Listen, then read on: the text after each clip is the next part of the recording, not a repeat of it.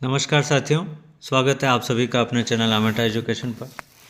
साथियों, राजस्थान सरकार वित्त विभाग द्वारा आज दिनांक 5 दिसंबर 2023 को एमएसईपी के ऊपर कुछ स्पष्टीकरण जारी किया गया है। एफएक्यूज़ के रूप में, क्वेश्चंस के रूप में उसके आंसर्स दिए गए हैं। क्या है वो स्पष्टीकरण आज के इस वीडियो में हम देखेंगे। हम सीधे ही यहाँ प्रश्न और उत्तर पर आ जाते हैं, जो कि हो सकता है आपसे संबंधित हो और इन प्रश्नों के विश्लेषण से आपके समाधान हो जाए, आपको उत्तर मिल जाए। पहला प्रश्न यहाँ लिया गया है, क्या 1/4/2023 से पहले सेवानिवृत्त हो चुके कर्मचारियों अधिकारियों पर वित्त विभाग की अधिसूचना दिनांक 6 अक्टूबर 2023 के अनुसार एमएसईपी अनुमत है। प्रश्न ये पूछा जा रहा है कि 1 अप्रैल 2023 से पहले जो सेवानिवृत्त हो चुके हैं उनको क्या एमएसईपी का लाभ देय होगा। तो इसका उत्तर जो विभाग अपने स्पष्टीकरण में बता रहा है वो ये है, एमएसईपी के प्रावधान दिनांक 1 अप्रैल 2023 से प्रभावी किए गए हैं, अतः इससे पूर्व सेवानिवृत्त कार्मिकों को इसका लाभ देय नहीं है। तो इससे ये स्पष्ट हो जाता है कि 1 अप्रैल 2023 से पूर्व जो कार्मिक सेवानिवृत्त हो चुके हैं उनको एमएसईपी का लाभ देय नहीं होगा। इसी प्रकार से प्रश्न 2 पर आ जाते हैं, क्या दिनांक 1 अप्रैल 2023 से पहले स्वीकृत एसीपी की तिथि से काल्पनिक रूप से एमएसईपी में वेतन का निर्धारण किया जाएगा एवं दिनांक 1/4/23 से उसका नकद लाभ देय होगा। अच्छा प्रश्न पूछा गया है। एमएसईपी योजना दिनांक 1/4/23 से लागू की गई है, अतः इससे पूर्व की अवधि में काल्पनिक रूप से वेतन का निर्धारण नहीं किया जाएगा। 1/4/2023 से पूर्व एसीपी का लाभ लिया है उस तिथि से इसका काल्पनिक निर्धारण नहीं होगा। एमएसईपी के तहत दिनांक 1/4/23 को नियमानुसार देय पे लेवल में वेतन का पुनर्निर्धारण नियम 14(2) का तीसरा पैरा के प्रावधान के अनुसार दिनांक 1/4/23 को किया जाएगा। एमएसईपी के तहत जो देय वेतन है उसमें निर्धारण बिंदु संख्या 14 के उपभाग 2 के तीसरे भाग के प्रावधान के अनुसार होगा। ये क्या होगा तीसरा भाग, इसको आप विस्तार से एमएसईपी के जो ऑर्डर जारी हुआ उसमें देख सकते हैं। प्रश्न संख्या 3 पर आ जाते हैं, क्या आगामी पदोन्नति अथवा एसएपी तक एसीपी योजना में बने रहने अथवा एमएसईपी योजना का लाभ लेने के लिए विकल्प दिया जाना अनिवार्य है। अधिसूचना 2023 जो कि 6 अक्टूबर को जारी हुई है से 5/1/2024 तक अर्थात 3 माह के अंदर कार्यालय अध्यक्ष को लिखित रूप में एमएसईपी या एसीपी का विकल्प देना होगा। 3 महीने की निर्धारित अवधि के अंदर विकल्प प्रस्तुत नहीं करने पर एमएसईपी का विकल्प दिया हुआ माना जाएगा। यदि आप कोई विकल्प नहीं देते हैं तो बाय डिफ़ॉल्ट उसे एमएसईपी का विकल्प मान लिया जाएगा। तो ये 5 जनवरी तक कार्यालय अध्यक्ष को ये देना आवश्यक है। दिनांक 1/4/2023 को किन कार्मिकों का एमएसईपी के पे लेवल में वेतन का पुनः निर्धारण किया जाएगा। ये प्रश्न लगभग सभी कार्मिकों के मन में है। ऐसे कार्मिक जिन्हें नियम 14 के उपनियम 3 के प्रावधानों के अधीन देय पे लेवल से नीचे का पे लेवल स्वीकृत है, उनका एमएसईपी के तहत देय पे लेवल स्वीकृत किया जाएगा तथा नियम 14(2) का 3 के प्रावधान के अनुसार एमएसईपी के दिनांक 1/4/23 को देय पे लेवल में समान स्तर पर वेतन निर्धारण किया जाएगा और यदि पे लेवल में समान स्तर नहीं है तो तत्काल आगामी स्तर पर वेतन निर्धारण किया जाएगा। इसके लिए आप टेबल ज़रूर देखें एमएसईपी की, और एमएसईपी के लिए पूर्व में वीडियो बनाया गया है, उसको आई बटन से आप देख सकते हैं। प्रश्न संख्या 6, यदि किसी कार्मिक की पदोन्नति एवं आगामी एमएसईपी दोनों 1/4/23 को देय होती है तो वेतन निर्धारण किस प्रकार किया जाएगा, अर्थात पहले पदोन्नति पद के पे लेवल में वेतन निर्धारण होगा या एमएसईपी के लेवल में वेतन निर्धारण होगा। यदि किसी कार्मिक की पदोन्नति एवं आगामी एमएससीपी दोनों 1/4/23 को देय होती है तो प्रथमतः कार्मिक का पदोन्नति पद के पे लेवल में वेतन निर्धारण किया जाएगा। तत्पश्चात आगामी देय एमएससीपी के पे लेवल में निर्धारण किया जाएगा। तो यहाँ ये स्पष्ट हो जाता है कि पहले एसीपी देय है और उसके बाद एमएससीपी। सेम सर्विस कैडर से क्या आशय है?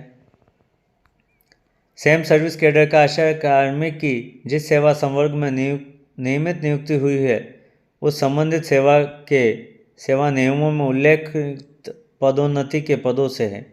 अधीनस्थ सेवा में नियुक्त कर्मचारी की अधीनस्थ सेवा के पदोन्नति पद से है। राज्य सेवा के पद पर नियुक्त कर्मचारी की राज्य सेवा के पदोन्नति पद से है। तो समान कैडर उसे माना गया जो समान समकक्ष पद हो। किसी कार्मिक की नियुक्ति कनिष्ठ लेखाकार के पद पर हुई है। यह पद राजस्थान अधीनस्थ लेखा सेवा का पद है।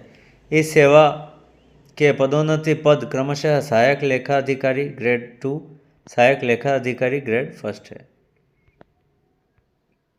इस सेवा के कार्मिकों का आगामी पदोन्नति पद लेखा अधिकारी है। लेखा अधिकारी का पद राजस्थान लेखा सेवा का पद है। अतः कनिष्ठ लेखाकार सहायक लेखा अधिकारी ग्रेड 2 और सहायक लेखा अधिकारी ग्रेड 1 पद पर कार्यरत कार्मिक को एमएससीपी योजना के तहत वेतन उन्नयन का लाभ स्वीकृत करने हेतु लेखा अधिकारी का पद राज्य सेवा का पद होने के कारण सेम सर्विस का पद नहीं है। एसीपी के स्थान पर एमएससीपी के पे लेवल में वेतन निर्धारण किस नियम के तहत किया जाएगा? दिनांक 1/4/2023 को देय एमएससीपी के पे लेवल में नियम के प्रावधान के अनुसार पे लेवल के सेल में वेतन निर्धारण किया जाएगा। इसके लिए आप आई बटन पर उपलब्ध वीडियो को जरूर देखें।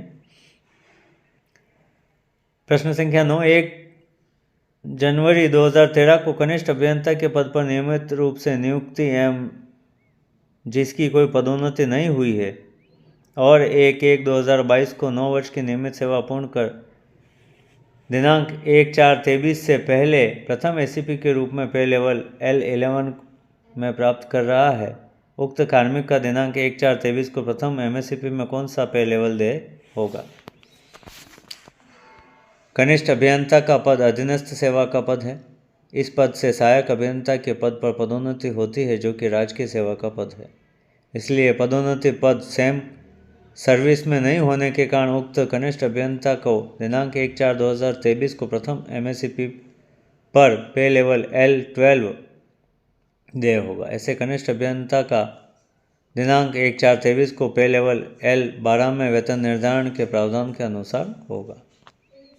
इस प्रकार से कनिष्ठ अभियंता जो नियमित रूप से 1/4/2004 को नियुक्त हुआ एवं जिसकी कोई पदोन्नति नहीं हुई, 18 वर्ष की नियमित सेवा दिनांक 1/4/23 से पूर्ण कर द्वितीय एमएससीपी के रूप में लेवल L12 में वेतन प्राप्त कर रहा है, उक्त कार्मिक को दिनांक 1/4/23 को द्वितीय एमएससीपी में कौन सा पद देय होगा? तो इसके लिए L14 होगा, जैसा कि टेबल में भी दिखाया गया है। कुछ उदाहरण के माध्यम से इसको स्पष्ट किया गया है। कनिष्ठ अभियंता शिक्षा विभाग से संबंधित हमने यहाँ पर कुछ देखे हैं। लेखाकार, सूचना सहायक,